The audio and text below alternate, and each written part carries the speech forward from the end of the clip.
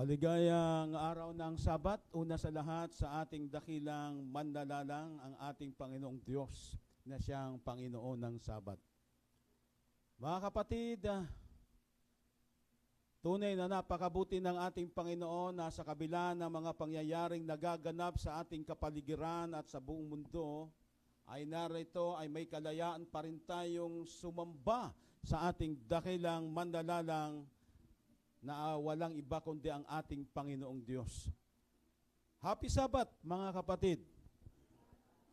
Ang ating pong pag-aaral ngayon ay napakahalaga. Well, actually, ang iglesia ay maituturing natin at maihambing sa isang hospital o pagamutan.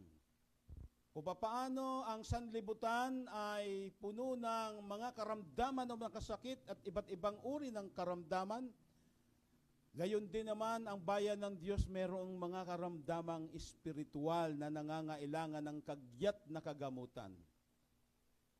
At ang ospital ay isang lugar na kung saan ay doon ginagamot. Subalit, bago mailapat ang kaukulang kagamutan sa mga karamdaman, ay kinakailangan muna yung isinasagawang pagsusuri, mga kapatid. May proseso ng idadiagnose yung sakit, kung anong karamdaman para mailapat kung ano ang akma para sa karamdaman upang siya'y makapanumbalik sa kalusugan. At lahat ng mga Kristiyano ay mayroong sakit o karamdamang espiritual. Sa paniwalaan natin at sa hindi, iyan ang katotohanan. Well, mga kapatid, ang mensahe po natin ngayon ay ang mensahe sa Laodicea. The message for the Laodiceans. Ito ang siyang pinakamahalaga din, isa sa pinakamahalagang mensahe na maalaman ng nalabing bayan ng Diyos na nabubuhay sa huling kasaysayan ng mundong ito. Ang katanungan nais kong suriin natin, bakit kailangang pag-aralan ang mensaheng ito next? Bakit kailangan pag-aralan ang mensaheng ito?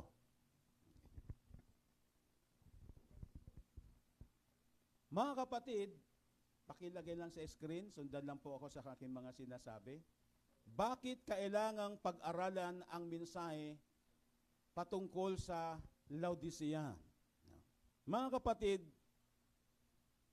ito ang sinasabi sa Volume 7 ng Bible Commentary 963.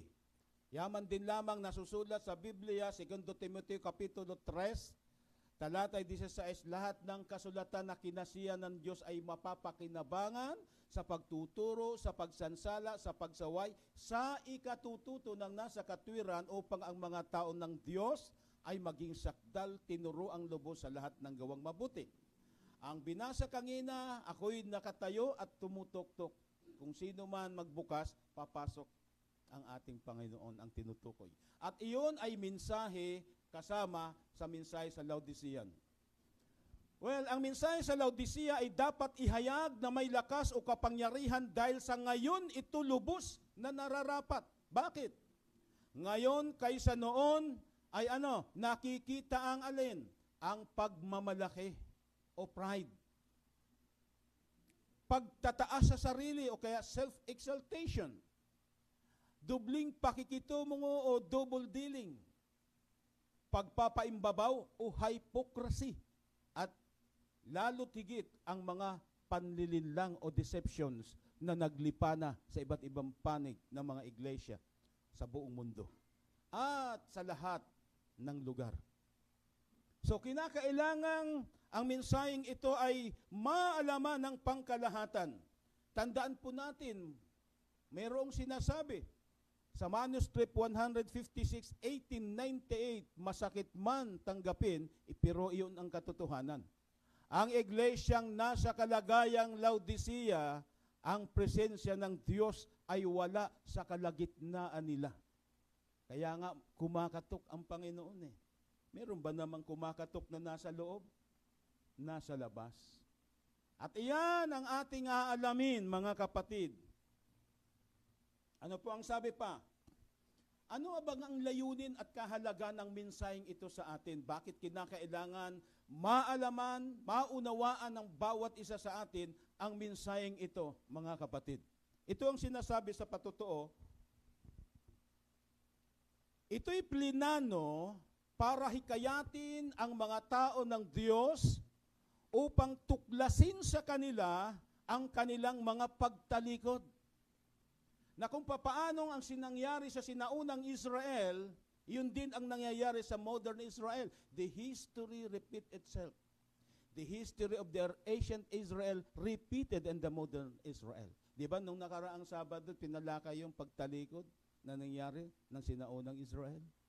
At iyon ay nagaganap din sa uling kapanahunan. Kung kaya sabi ang mensaheng ito'y plinano para hikayatin ang mga tao ng Diyos upang tuklasin sa kanila ang kanilang pagtalikod at upang akayin sa masigasig na pagsisisi nang sa gayon kasama silang tangkilikin ng presensya ni Jesus at maging angkop saan? Sa malakas na sigaw ng ikatlong anghel. Hindi maaaring magamit ng Diyos ang kanyang bayan kung nasa kalagayang malahininga o Laodicea unless na hindi muna maunawaan ang mensaheng ito at ang Panginoon ay sumakanila. Ito pa ang sabi. Para kanino ba ang mensaheng ito?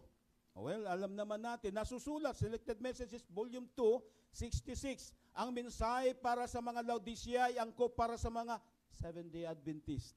Adventista del Septimo Dia, na nagtataglay ng mga dakilang katotohanan subalit hindi namumuhay sa liwanag ng katotohanan ito. Mga kapatid, angkop sa mga naghihintay sa pagdating ng Panginoon na nangingili ng araw ng Sabat. At ano pang sabi sa Volume 7 ng Bible Commentary 959? Sa kasalukuyang iglesia itong mensahe ipinadala. Ako'y tumatawag sa bawat kaanib ng iglesia upang basahin ang ikatlong ikapitulo ng Apokalipsis at gumawa ng ng aplikasyon dito. So pag-aralan, basahin at gumawa ng aplikasyon dito. Ang mensahe sa Iglesia Laodicea ay iniaangkop lalo na sa mga tao ng Diyos ngayon. Ito'y mensahe sa mga nagpapanggap na mga Kristiyano na na nagiging katulad ng sanlibutan na wala nang nakikitang pagkakaiba halos. Kaya nga ang sabi, the church daily converted to the world. Kaya akmang-akma ito, mensaheng ito. Anong sabi sa Apokalipsis 3:14? At sa anghel ng iglesia sa Laodicea isulat mo ang mga bagay na ito'y sinasabi ng siyanawa ng saksing tapat at totoo. Sino yun? Ang ating Panginoong Jesucristo. Nang pasimula ng paglalang ng Diyos. Ano yun? Nalalaman ko ang iyong mga gawa. Ano yung nalalaman ng Panginoon? Na ikaw ay hindi malamig o mainit man. Ibig ko sanang ikaw'y maging malamig o mainit. Yan ang sabi sa nasusulat. Ano ang nalalaman? Malahininga ang kalagayan ng Laodicea, mga kapatid. Ano bang ibig sabihin ng hindi malamig, hindi mainit, o malahininga ayon sa mga patotoo na ipinasulat ng Panginoon? Ito ang pahayag, mga kapatid. Volume 8 ng Testimonies 87. Sila'y hindi malamig o kaya'y mainit. Tumataan sila sa neutral na kalagayan. Siya hindi mabuting taga-sanlibutan at lalong hindi mabuting Kristiyano. Ano bang ibig sabihin nito? Ang pagiging malahininga ay nangangahulugang hindi malamig sa pananampalataya at hindi nun masasabing mainit sa pananampalataya. Ano bang ibig sabihin? Sumusunod, hindi lubusan, sumusuway, hindi rin naman lubusan. Katamtaman, malahininga. Iyon ang sabi sa nasusulat. Ano pa ang sabi?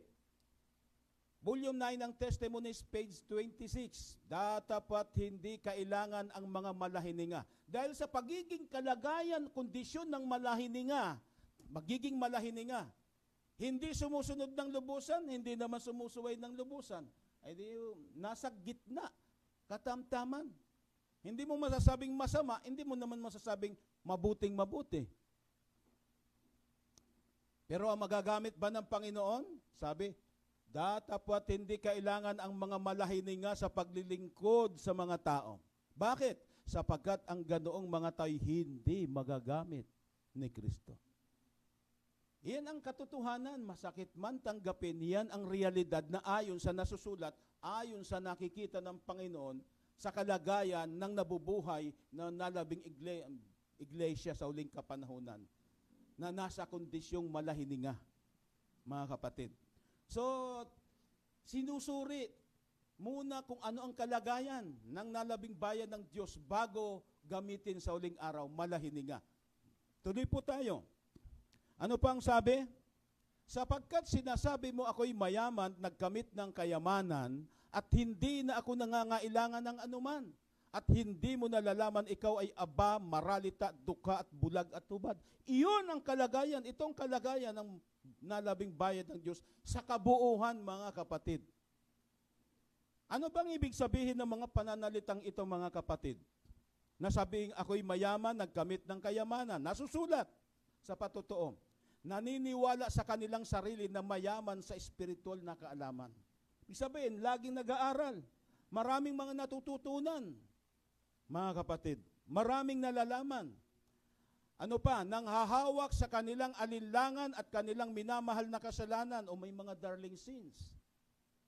Samantalang sila ay nasa malaking daya sa pagsasalita at pagkadama na sila ay hindi na nangangailangan. Ayaw na magpaturo. Ayaw na magpatuwid. Ito po ang kalagayan ng nalabing bayan ng Diyos sa huling kapanahunan bago sila gamitin ng Panginoon. Ano po ang sabi? Sila'y walang praktikal na kaalaman sa katotohanan sa Biblia na magdadala sa kababaan ng buhay at pakikiayo ng kanilang kalooban sa kalooban ni Kristo. Sila'y hindi nabubuhay sa pagiging masunurin sa lahat ng ninanais ng Diyos na kanilang sundin. Sumusunod nga pero hindi lubos. Kaya nga sabi, hindi sila sumusunod ng lubusan. Iniisip nila ang patotoo ng Espiritu ng Diyos sa pagsaway ay hindi sa kanila. Aayaw silang magtanggap ng pagtutuwid o pagsaway. Ano pa ang mga katangian? Hindi sila nagnanais na mamatay sa sarili. Volume 8 ng Testimony, page 87. At sumunod ng malapitan sa mga simulain ng kanilang pananampalataya. Hindi nagnanais mamatay sa sarili. Ang sabi diyan. At ano pang sabi? Nagtitiwala na sila'y tama samantalang sila ay mali.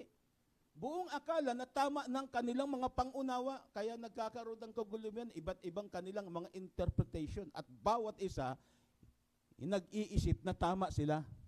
Pero ang katotohanan, mali.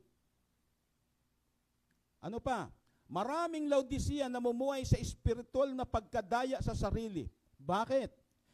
Sila'y nagdadamit sa kanilang sarili ng damit ng kanilang sariling katuwiran. Sariling katwiran. Nasalip na yung katwiran ng ating Panginoong Jesucristo ang mapa sa kanila, sariling katwiran pa rin nila ang namamayani sa kanilang mga buhay. Ito po ang nangyayari sa ating kalagitnaan. Ito, ano pa po ang pagkakasabi? Sila'y kulang. Sila'y kulang sa bawat katangian ng dalisay na ugaling Kristiyano. So mayroong pagiging Kristiyano pero kulang sa dalisay na ugaling pagiging Kristiyano. Kaya dapat sisiya sa natin kung tayo ba talaga ay nasa ganitong kalagayan. Ano pang sabi? Sila'y nagpapanggap na nagmamahal sa katotohanan, gayon man kulang sa kaalaban at kataimtiman ng pagiging Kristiyano at pagtatapat. Kulang. Volume 8 ng Testimony, sabi diyan. Doon sa mga nasa ganitong kalagayan, Laodicean, ay nasa sinasadyang kamangmangan. Masakit man, aminin. At tanggapin. Pero yun ang nasusulat, na Sa ganitong kalagayan na pagiging Malaynga o Laodicea, kasi yung iba proud na proud pa. Laodicea tayo, panghuling iglesia, ililigtas ng Diyos. So hindi nila alam ang tunay na realidad ng kalagayan ng pagiging Malaynga o Laodicea. Iyon ang mga itinuturo. Kalimitan. Pinaasa na wala naman palang maaasahan kung mananatili sa pagiging Malaynga o Laodicea. Kasi ito nga ang sinasabi ng Diyos sa kalagayan ng pagiging Laodicea. Nasa sinasadyang kamangmangan. Hindi nila makilala ang tunay na katangian ng kasalanan. Sa kanilang maling gawa, sila'y patuloy sa maling paghahayag ng ugali ni Kristo at inilalagay siya sa hayag na kahihiyan. So, sa halip na maipahayag nila ang Panginoong Kristo sa kanilang mga buhay, ay naikakaila pa, gaya ng napag-aralan sa nakalipas. Nagpapanggap na may kaalaman sa katotohanan, gayon may kumikilos na sa espiritu na parang baguhan. O mga kapatid, kapag dumating na ang realidad, wala na, nawawala na sa hulog. Hindi na nakakitaan ng tunay ng pagiging dalisay ng ugaling pagiging Kristiyano. Ano pang sabi? Hindi nila lalaman na ang kanilang kalagayan ay nakalulungkot o kahinahinayang sa paningin ng Diyos. Volume 3 ng Testimonies, page 25. Nakalulungkot at nakakahinayang. Yun yung ganyang kalagayan ng pagiging Malaynga o Laodicea. Ano pang sabi? Ang lakas ng pagkadaya sa sarili ng isip ng tao ay nakakatakot. Bakit? Anong pagkabulog inilalagay ang liwanag sa dilim at ang dilim sa liwanag? Kaya makikita natin yung katotohanan nagiging mali at yung mali nagiging katotohanan ayon sa mga interpretasyon ng mga pagtuturong mga ngaral na nasa kalagayang Laodicea. Ayaw patuwid. Sino ang kinakatawanan ng kalagayang Laodicea pag hindi nagbago? Ayon sa nasusulat, ganito po ang sabi. Ang kalagayang ng iglesia na kumakatawan bilang mangmang na dalaga, foolish virgin, ay sinalita upang tukuyin ang alin? Sino? Ang kalagayang Laodicea. So nakikita natin, para bagang masakit, pero tuloy-tuloy po tayo at aalamin natin kung ano ang solusyon. Kasi kapag nanatili sa kalagayang Laodicea, mananatili sa kalagayang malahininga, ay tayo'y kinakatawanan ng foolish virgin o mangmang na dalaga. At ano ang sabi? Ang mangmang na dalagang ito na siyang Laodicea, ang siyang pinaka-epektibong ahente ni Satanas. So, paano pa magiging proud to be a Laodicean?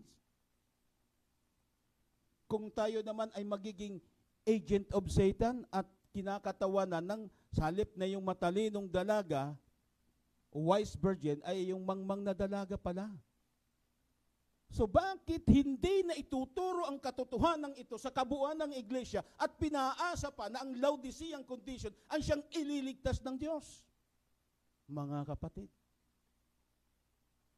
Kaya sabi, bulag na mga ngaral nangangaral sa bulag na miyembro. Diba? Yan ang Laodicean. Bulag, maralita at hubad. Ano pa po ang sabi? Kaya't sapagkat ikaw ay malahininga, hindi malamig o mainit, ay anong gagawin ng Panginoon? Isusuka kita sa aking bibig.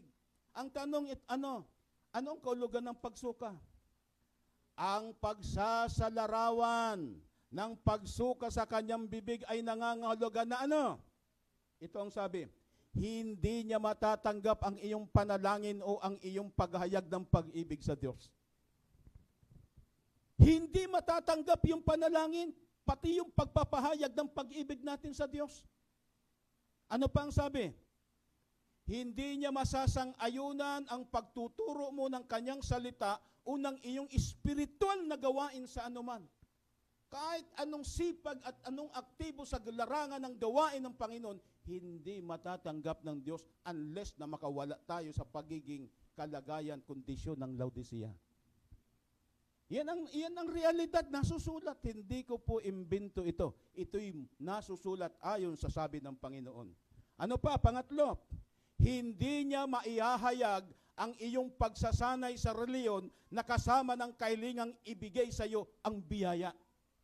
Di ba dapat ay ang nasusulat sa biyaya tayo nangaligtas by grace?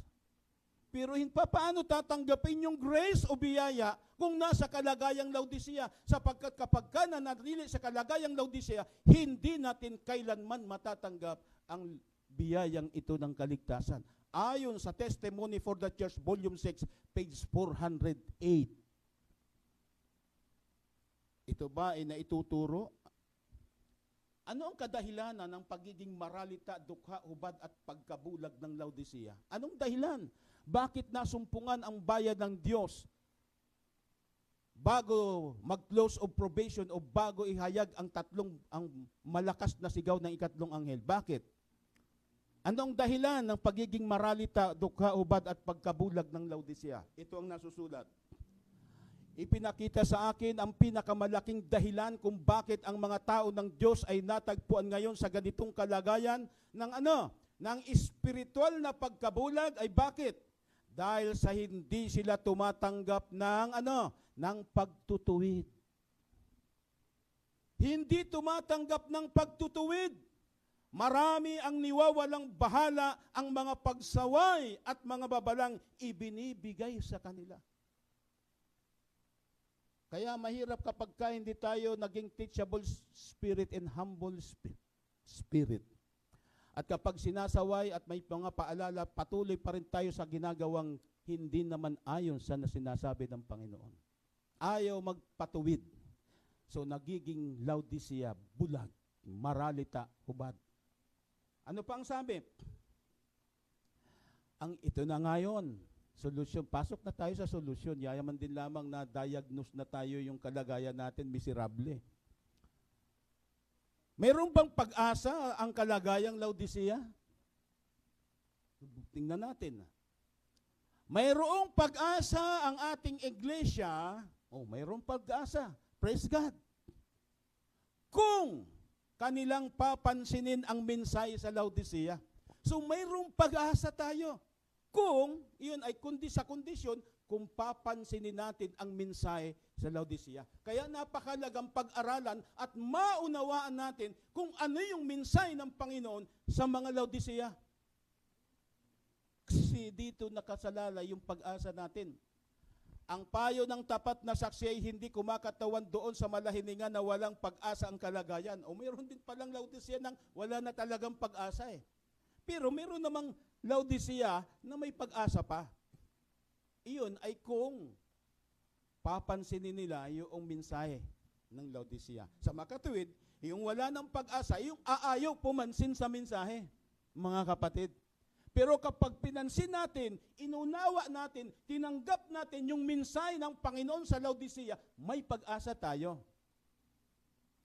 Mayroon pa ring pagkakataon na lunas. O kita mo, lunas sa kalagayan nila at ang mensahe sa Laodicea ay puno ng pagpapasigla o pagpapalakas ng loob. Amen, mga kapatid? Review and Herald, August 28, 1894. Mga kapatid, ng aking pinag-aaralan ito, halos hindi matigil yung pagluha ng aking mga mata. Yung mga bibigat na mga salita na aking binabasa, yung pagsasaliksik ko madaling araw, hating gabi, at itinatranslate ko sa Tagalog. Ganun pala, bakit ka ako? Hindi na ituro to sa amin. Simula nang ako'y maging Seventh-day Adventist, ganun pala. Proud pa, Laodicea, pang 7 iglesia, wala nang pang 8.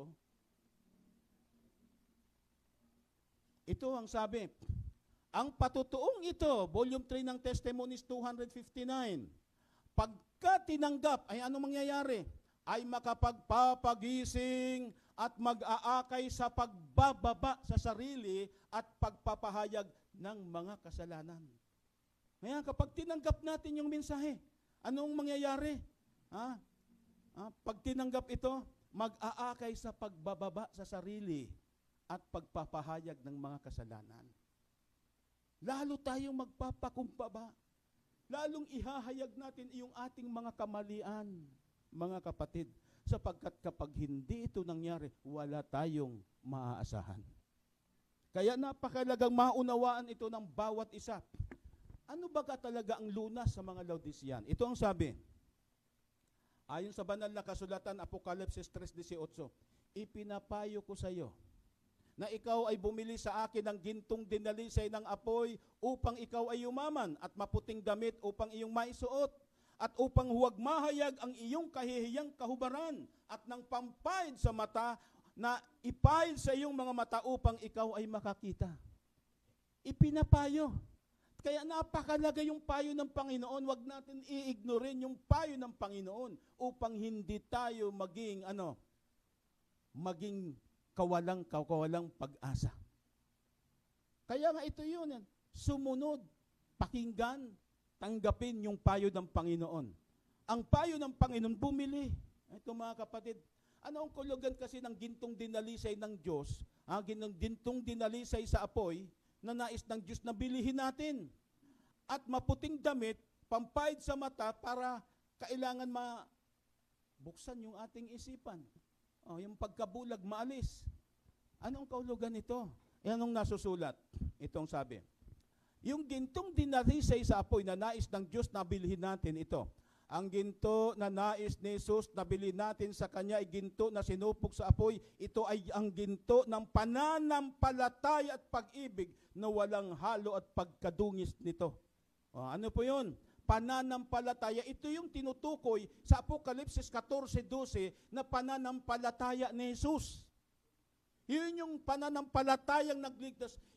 The faith of Jesus. Tayo may pananampalataya, pero yung pananampalataya natin, hindi pa yung pananampalataya ng Diyos. Ang pananampalatayang nagliligtas ay yung pananampalataya ni Kristo. Narito ang pagtiyatiyaga ng mga banal na sunod sa mga utos at may pananampalataya ni Jesus. Kaya napakalaga yung faith of Jesus. Ito pala yung tinatawag na gintong dinilisay sa apoy na nais ng Diyos na bilhin ng mga Laodicean condition. Ano pa? Ito yung pag-ibig ni Kristo, the love of Christ, yung agape love. Kasi tayo may pag-ibig, pero hindi pa yun yung pag-ibig na gaya ng pag-ibig ng Panginoon. Kaya ang gusto ng Panginoon na magkaroon tayo, bumili sa Kanya ng pananampalataya niya at ng pag-ibig niya na mapasa atin. Na ma-change tayo into the love of Christ. Kasi may pag-ibig tayo, philia love. Pero ang gusto ng Diyos, yung agape love, na gaya ng pag-ibig ng Diyos mismo. Ano po ang sabi? Mapuputing damit. Ano naman ibig sabihin ng maputing damit para maisuot? Ito ay ang katuwiran ni Kristo, ang damit pangkasal na si Kristo lamang ang makapagbibigay. Volume 7 ng Bible Commentary, 968. Ito yung kadalisayan ng pag-uugali, the character of Christ. Ang katuwiran ni Kristo na ibinigay sa mga makasalanan, Volume 4 ng Testimonies, page 88. Ito yung ugali ni Kristo, Christ character, at katuwiran ni Kristo, the righteousness of Christ. Ito yung maputing damit na nais ng Diyos na isuot. Kasi ang ating damit ay marumi, na gaya ng maruming basahan. Kaya dapat mapalitan, bumili tayo ng maputing damit. Ito, ano pa? Pampahid sa mata. Ano yung pampahid sa mata? Ito ay ang tunay na espiritual na pagkaunawa na nasa pangangailangan natin dahil maka-espiritual na pagkakilala nararapat sa espiritual na bagay. Kaya hindi magkauna-unawaan at iba-iba ang interpretasyon sapagkat hindi pa nagkakaroon ng spiritual discernment, which is the Holy Spirit. Kasi kung iisa na ang Espiritu ng bawat isa sa atin, wala nang komisyon, wala nang pagtatalo, wala nang pagbabangayan at iba't ibang pagkaunawa at pagkaintindi sa salita ng Diyos. Spiritual things must be spiritually discerned. Ito yung karunungan at biyaya na may kakayahang makakilala sa kalagitnaan ng mali at tama. At upang matuklasan ang alin, ang kasalanan sa ilalim ng pagbabalat kayo nito, which is the Holy Spirit.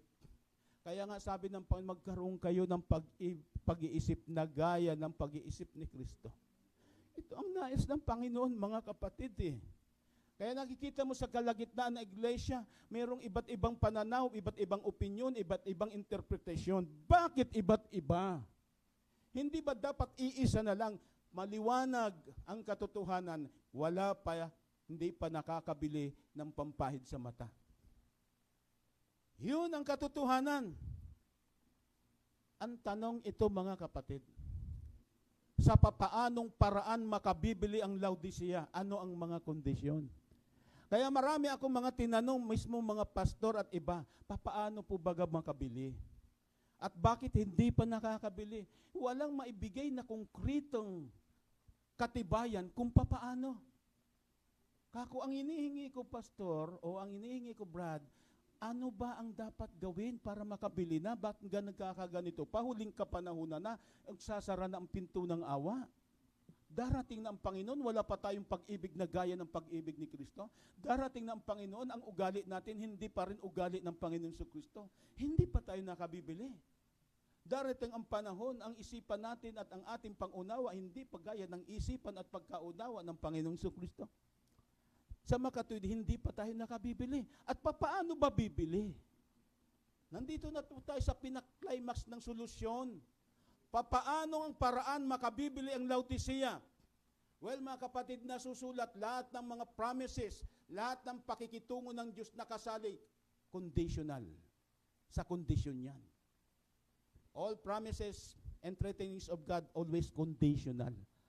May kondisyon, makabibili. Pero ano ang dapat gawin? Ano yung kondisyon ng Panginoon para makabili? Gusto niyo bang bumili na at magkaroon na nito? Gintong dinalisay sa apoy? The faith of Jesus, the love of Jesus? Maputing damit, the character of Christ, which is the righteousness of Christ? At pampahid sa mat, spiritual discernment of the Holy Spirit? Kasi kung iisang espiritu ang namamayani sa bawat isa, wala ng pagdatalo, wala ng problema. Iisang salita, iisang isipan, iisang sasabihin. Hindi na magkakaroon ng iba't ibang pagkaunawa sapagkat iisang espiritu ang namamayani sa ating kalagitnaan. So, ang mensahe ng sa Laodicea ay dapat nating maunawaan at dapat nating tanggapin at maisagawa as soon as possible, mga kapatid. Papaano? Bible Commentary, Volume 7, page 965. Sa pamamagitan ng ng pagtatakwil sa iyong pagiging hindi mapagkailangan, pag-iwan ng lahat ng bagay gaano man ito kamahal sa iyo, ikaw ay makabibili ng gintong damit at ng pampahid sa mata upang ikaw ay makakita. So ang kinakailangan lamang upang makabili, ayon sa sinabi ng nasusulat, sabi ng Panginoon, ang kondisyon, itakwil ang iyong pagiging self-sufficient. Yung hindi na nangangailangan, karamihan kasi, ayaw ko na, alam ko na yan. Pag-iwan ng lahat ng bagay, gaano man ito kamahal sa iyo, yung bagay na hindi na gusto ng Panginoon, pero gustong-gusto mo pa rin. Ang gusto ng Panginoon, iwanan mo yan. Kasi unless na hindi mo iniwanan yan, at meron ka pang tinatawag na darling sins na hindi mo mapalis-alis at matalikuran, never tayo makakaasa na magkakaroon ng gintong denalisay sa apoy, pampahid sa mata at maputing damit. Kasi ito lamang ang kondisyon ng Panginoon. Mga kapatid, itakwil ang hindi pagiging mapagkailangan, maging humble and teachable spirit. Ang nais ng Diyos sa kanyang mga anak, kahit may mga kainaan, kakulangan, o hindi man nakapag-aral, hindi naman nakaabot sa mataas na paaralan, maging humble and teachable spirit. Kahit nakaabot ka pa, kahit anong degree pa yung naabot mo, humble and teachable spirit, handa kang paturo na gaya ng bata. Subalit karamihan kasi sa mga tao, lalo't higit may mga tataas na pinag-aralan, hindi na maturuan. Lalo't higit kapag ang nagtuturo ay wala namang kaalam-alam at walang mataas na pinag-aralang naabot. Hindi na tumatanggap ng pagtutuwid sapagkat alam ko na yan. Ano pa ang sabi? Pag-iwan ng lahat ng bagay, gaano man ito kamahal sa iyo. Kaya dapat siyasatin natin ang ating sarili. Ano pa ba yung Panginoon na gusto ko pero hindi nyo nagusto, na patuloy ko pang ginugusto? Iyon ay nagiging hadlang upang hindi ko matamo at hindi ko makamtan ang nais ninyong ibinta sa akin na wala namang bayad. Ano ang sabi? Ang tangi nating pag-asa na makamtan ang biyaya ng kaligtasan sa pamagitan ng pananampalataya ay tumugon lamang sa lahat ng kondisyon ng Diyos. Ipagkakaloob libre ng Panginoon sa kanyang nalabing bayan ng Diyos yan. Pero may kondisyon. Kaya nga mga kapatid, sa Christ and His righteousness upang magkaroon tayo ng divine power, makapanagumpay sa lahat ng mga tukso at lumabas ng maging perfect, na masunod ng perfect ang kautusan ng Diyos, nasusulat pagtanggi natin sa kalikuan at kahalaya ng sanglibutan. Yun yung kondisyon. At yung kondisyon naman para ang tao ay magkaroon ng bagong puso, bagong pag-iisip, upang ang banal na espiritu maipagkaloob na kinakailangan ma-change yung kanyang pag-iisip. Di ba? Bibigyan ko ng bagong puso, naalisin ko yung pusong bato. Pero anong kondisyon? Dapat alisin ang mga kinawiwilihan mula sa sanlibutan at ibaling ito kay Kristo. Kondisyon, alisin ang mga kinawiwilihan. The same, pareho rin yung promise ng Panginoon na para makabili tayo ng gintong dinalisay sa apoy pampayad sa mata at maputing damit, itakwil. Ang alin? Ang pagiging hindi mapagkailangan at pag-iwan ng lahat ng bagay, gaano man ito kamahal sa iyo. Kaya mga kapatid, ito ang dapat natin pakasuriin sa ating sarili. Natanungin natin, suriin natin yung sarili, hindi yung iba, sarili. Ano pa ba, Panginoon, ang mga darling sins ko? Yung gustong-gusto ko, pero hindi nyo na pong gusto. Pero kinahuhumalingan ko pa yon. Patuloy ko pang binabalik-balikan. Pero ayaw mo nang gawin ko sapagkat pinapayo ninyong alisin ko na. Pero hindi ko maalis-alis. Yung pala'y hadlang at nagiging dahilan upang hindi ko makamtan ang gintong dinalisay sa apoy pampahid sa mata at maputing damit. Ano ang dapat tanggihan? Sabi sa Bukal ng Buhay 149, ang tangi nating pag-asa sa buhay na walang hanggan ay isuka sa kalooban ng Diyos ang ating mga gana sa pagkain at pita ng laman. Yun yung appetite. Isa yan sa bagay na dapat nang tanggihan na patuloy pa namang tinatamasa na tao, lalo tigit sa kalakang bahagi. Appetite. Malaki ang kinalaman yan sa perfection at pagkakaroon ng spiritual discernment. Yung appetite. Ano pa? Sabi dito, pita ng laman, lust of the flesh. Yung mga pagnanasa ng laman, kasama na din yung paningin, yung gustong-gusto natin, na tingnan at gustong-gusto natin na paglaruan. Minsan doon nagturo nga ako ng pagkakaila, pagpapahayag kay Kristo at pagkakaila kay Kristo. Pag nahilig pa sa mga libangan ng sanlibutan, ikinakaila natin kay Kristo. Pagkatapos kinagabihan, ayun. Mga kapatid, the very last deception of Satan is to make of none effect the testimony of the Spirit of God. Yung matapos ng malaman yung mga paalala at payo ng Panginoon, pero tapos hindi nagkaroon ng bisa ito, kinabukasan o di naman kaya paglubog ng araw, the same pa rin yung practice natin na alam naman nating hindi na dapat. Di ba sabi ng Panginoon, kung hindi kayo napuot sa sarili, hindi kayo magiging alagad ko. Kung hindi natin iiwan ng bagay na kakahadlang, Diyos-Diyusan na po yan. Kaya pakikipaglaban sa sarili, ang sino mang dapat na nais sumunod kay Kristo, tumanggi sa kanyang sarili. Pag hindi natin kayang matanggihan yung sarili natin, hindi tayo natututo sa buhay ni Kristo. Di ba sabi ng Panginoon, mag-aral kayo sa akin. The very first lesson that we learn in Christ is the lesson of self-denial. Tanggihan na natin yung gusto natin na hindi na gusto ng Panginoon. Unless na nagpapatuloy tayo nun, wala tayong maaasahan na magkaroon ng gintong dinalisay sa apoy. Yung the love of Christ at saka yung faith of Jesus. Hindi tayo makakaasa na magkaroon ng maputing damit, which is the character of Christ at yung righteousness of Christ. At hindi tayo magkakaroon ng spiritual discernment, which is the Holy Spirit, unless na hindi natin tinatanggihan yung sarili nating kagustuhan na hindi na gusto ng Panginoon. Kaya yun ang sabi, gaano man ito kamahal sa'yo, alisin mo. Ang gagawa ng desisyon tayo, binigyan tayo ng Panginoon ng kalayaang pumili at magpasya. Ang nais ng Diyos, mayroong kang pagpupursigid na tanggihan mo yan. Unless na hindi mo tinatanggihan yan, walang magagawa ang Diyos upang ipagkaloob sa iyo ang biyaya ng kaligtasan. Meron tayong freedom, mayroon tayong kalayaang pumili at ang pagpili na yun, pipiliin natin yung gusto ng Diyos, hindi yung gusto ko. Di ba may awit, not I, but Christ.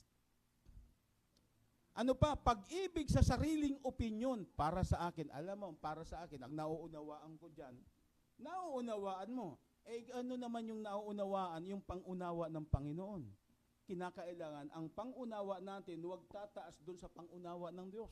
Kung ano yung nasusulat, anong sinabi ng Panginoon, we must follow. Magpasailalim tayo dun. Hindi yung kung ano yung nauunawaan natin. Kasi may daan na tila akala natin tama pero mali. Kasi hindi ayon sa kautusan at sa patotoo. Pagbibigay katwiran sa sarili. Yun, mahilig mga twiran pa kahit na mali na. So yun ang mga bagay na dapat nating tanggihan at marami pang ibang mga kapatid.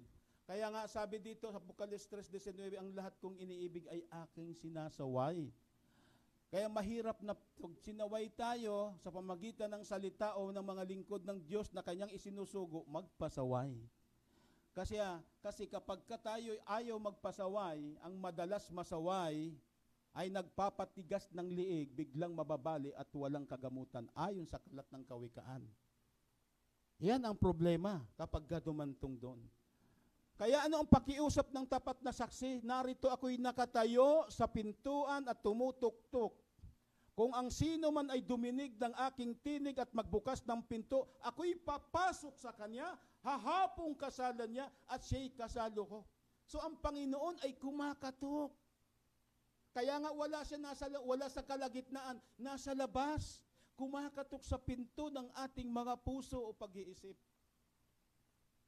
Nagnanais pumasok. Ito ang pahayag. Volume 7 ng Bible Commentary 985. Ang Panginoon ay kumakatok sa pinto ng inyong puso. Nagnanais na pumasok ng kanyang maibigay ang kanyang espiritual na kayamanan sa inyong kaluluwa. Kanyang papahiri ng langis ang bulag na mga mata ng matuklasan ang banal na ugali at katangian ng Diyos sa kanyang kautusan. At maunawaan ang pag-ibig ni Kristo na siyang katunayan ng gintong sinubok sa apoy. Ano pa ang sabi? Ang dakilang tagapagligtas na kumakatawan sa kanyang sarili bilang makalangit na mga ngalakal na may pasa ng kayamanan, tumatawag bahay-bahay, individual, na nag-aalok ng kanyang mahalagang kalakal. Si Jesus ay pumaparoon mula sa bahay-bahay, nakatayo mula sa harapan ng templong kaluluwa, na nagpapahayag, ako'y nakatayo sa pinto at tumutuktok bilang makalangit na mga ngalakal. Kanyang pinagbubuksan ang kanyang mga kayamanan at umiiyak. Umiiyak ang Panginoon. Bumili ka sa akin ng gintong dinalisay sa apoy upang ikaw ay yumaman. at maputing damit ng iyong maisuot upang hindi mahayag ang iyong kaubaran. Yan ang sabi ng nasusulat, sabi ng Panginoon, mga kapatid. Kung ating bubulay-bulayin ang mga salitang ito na makatatanim sa ating puso't isipan, hindi natin kayang liripin ang dakilang pag-ibig at pagnanais ng Diyos, mga kapatid. Ano po ang panawagan? Buksan ninyo ang pinto, sabi ng dakilang mga ngalakal, ang may-ari ng espiritual na kayamanan, at makipagtransaksyon kayo sa akin ng inyong kalakal. Ito ang inyong manunubos, nagpapayo sa inyong bumili sa akin. Nakikiusap ng Panginoon, mga kapatid. Ang problema lang, napapatigas pa yung ating puso at hindi natin napagbubuksan at nagmamaang-maang at nagbibingi-bingihan pa. Ito ang dapat maka-arose sa ating mga puso't damdamin, yaman din lamang nabubuhay tayo sa huling palugit na panahon na ating kinabubuhayan.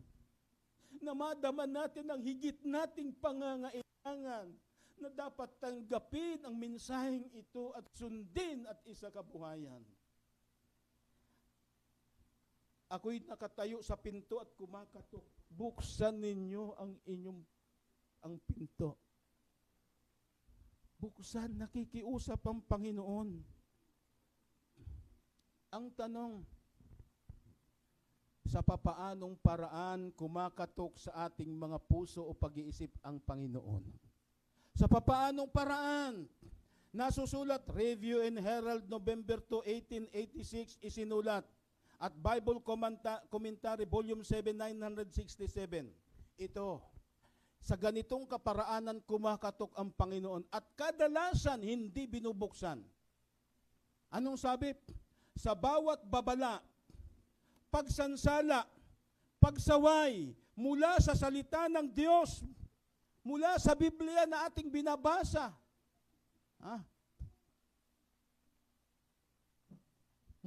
Bawat babala, bawat pansansala, bawat pagsaway mula sa salita ng Diyos, o sa pamagitan ng kanyang mga itinalagang kinatawan ng mga mensahero o tagapagbalita na nagtuturo sa atin, ay ang pagkatok sa pinto ng puso. Ito ay ang boses ni Jesus na nagnanais pumasok. Kaya mga kapatid, kapag tayo nagbabasa ng banal na kasulatan, mga kapatid, maging Biblia man at Espiritu ng hula at ating nababasa yung mga pahayag at payo ng Panginoon at tinatanggihan natin o kaya ini-ignore natin lamang, hindi natin pinapapasok ang Panginoon. Yun pala'y boses ni Jesus. Kapag ang Diyos ay nagpadala ng kanyang mga lingkod upang tayo'y sawayin, upang magbigay ng mensahe na papanahon sa atin na dapat nating tanggihan ang mga bagay na ating kinawiwilihan at patuloy nating tinatanggin at ibinagwawalang bahala, hindi natin pinapapasok ang Panginoon sa ating puso. Yun pala'y boses ni Jesus nagnanais pumasok. Kaya walang anuman kung kanino ibinigay ang liwanag. Maging sino man siya. Kung ang kanyang tinuturo, ang kanyang sinasabi ay ayon sa nasusulat, iyon ay boses ni Jesus, sabi ng Panginoon, ang nakikinig sa inyo'y sa aking nakikinig. Ang nagtatakwil sa inyo'y sa akin nagtatakwil. Kaya mga kapatid, maging humble and teachable spirit tayo. Iyan ang nasusulat eh. Ito'y babala. Volume, Bible Commentary 967, yun din. Sa bawat katok na hindi pinansin o hindi pinahalagahan, ano ang mangyayari? Ang iyong pagsusumikap na buksan ay manghihina ng manghihina. Kung ang tinig o boses ni Jesus, saan? Sa pamagitan ng kanyang mensahe mula sa salita ng Diyos at itinalagang tagapagbalita ay hindi pinansin o pinahalaga ng minsan, ito'y magiging kalituhan sa isip kasama ng karamihang tinig. So hindi na maaaros yung ating damdamin upang pakinggan pa ang mga babala at pagsaway. Mangyayari na sa bandang huli, ang sinasabi, the very last deception of Satan is to make of none effect the testimony of the Spirit of God. Yan ang problema, patitigasin. Kaya kinakailangan i-grab na natin, samantalahin natin once na may napakinggan tayo ng mga pagsaway at mga paalala, maging sino man siya at iyon naman ay sa ikabubuti natin, dapat natin bigyan ng prioridad na pakinggan at gawin. Tanggihan ang sarili. Ang pagpapahalaga sa sanlibutan at kapakanan o negosyo ay nagpapahumaling sa atensyon. Ang pagkahikayat o paniniwalay mamamatay ng lubos. Ang puso ay mababawasan ng pagkapukaw at mawawala ng pagkamalay sa kaiklian ng panahon at ng dakilang walang hanggang hinaharap. We are now in the living in the day of atonement, na si Kristo ay nandun sa most holy place. Malapit na ang pagsisiyasat, pinasimulan sa mga patay, magpapatuloy sa mga buhay. Walang nakakaalam kung sino sa ating nabubuhay ang nababanggit na ang pangalan. Kaya mga kapatid, huling kapanahunan na pag pinag-aralan natin yung mga nangyayari sa ating kapaligiran, nakagigimbal. At tayo ngayon nasa anang kapanahunan sa kasaysayan ng mundong ito. 2025 na naman, papasok na naman ang 2026. Ano pa ang mga bagay na hindi na itutuwid sa ating mga buhay?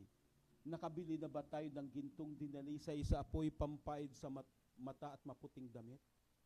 Mga kapatid, nakapanagumpay na ba tayo sa lahat ng ating mga kahinaan at mga darling sins na pumipigil sa atin upang matamo natin ang kanyang kalakal na ipagkakaloob?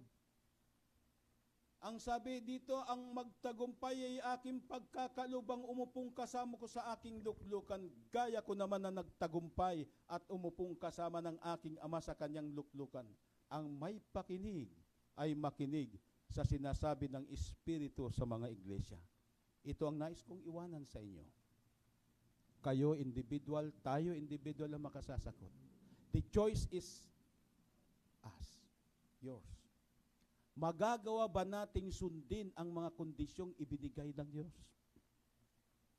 Magagawa ba nating sundin ang mga kondisyong ibinigay ng Diyos? Ano yung kondisyon?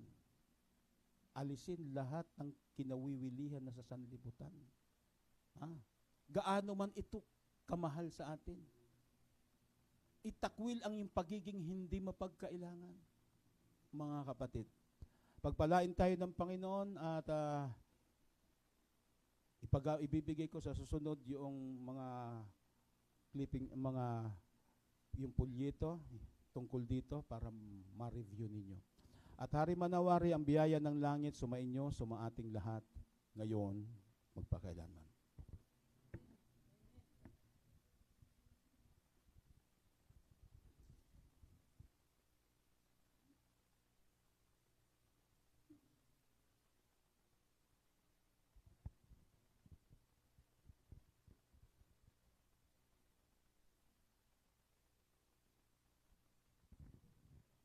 Salamat po, Brother Rines, sa inyong paalala sa umagang ito para tugon po sa mensahe na ating napakinggan. Ating pong awitin ang nasa Church Hymnal 538, When Jesus Shall Gather the Nation.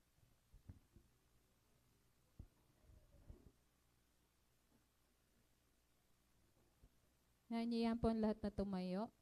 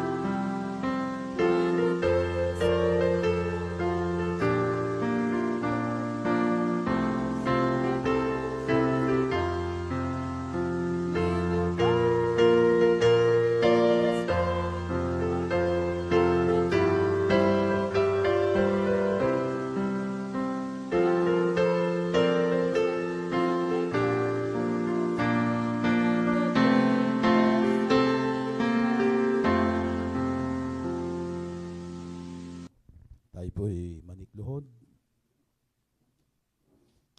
O dakila at mahabagin po naming Diyos, kamahal-mahalan po naming Ama na ang tahanan ay nasa mga langit. Lubos po kaming nagpapailang lang ng pasasalamat sa inyo sa mensaheng iyon namang sinariwa sa amin na higit na napakalagang pagtuunan namin ng pansin, makabili ng gintong dinari sa isa po'y pampahid sa mata at maputing damit. Panginoon, sorry sa mga kakulangan at kapabayaan.